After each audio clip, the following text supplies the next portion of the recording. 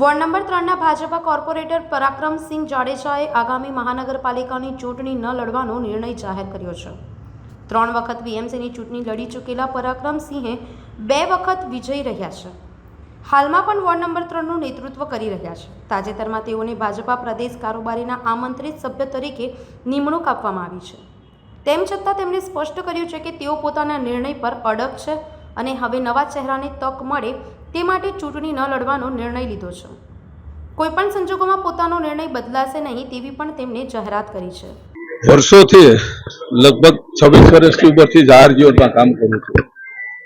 મિત્રો 2002માં વડોદરા આવ્યો અને 2005માં 10 જૂન 2002 વડોદરા આવ્યો। 2.5 વર્ષ બાદ તે પાર્ટી મને તક આપી અને કોર્પોરેશનને ઇલેક્શન લડાવ્યું। ત્યારથી અત્યાર સુધી સક્રિય રીતે ભારતીય જનતા પાર્ટીમાં કામ કરું છું।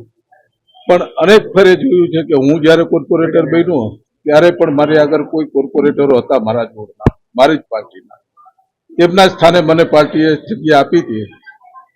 તો જેમ વરસાદમાં વરસાદ આવે અને નદીમાં નવા નીર આવે એ જ રીતે મારા પણ નીચેના ઘણા બધા કાર્યકર્તાઓ જેઓની ઈચ્છા હોય કે ભાઈ અમે પણ ક્યારેક કોર્પોરેશન લડીએ, અમે પણ ક્યારેક જિલ્લા પંચાયત લડીએ, ક્યારેક તાલુકા પંચાયત લડીએ, ક્યારેક સંગઠન લડીએ।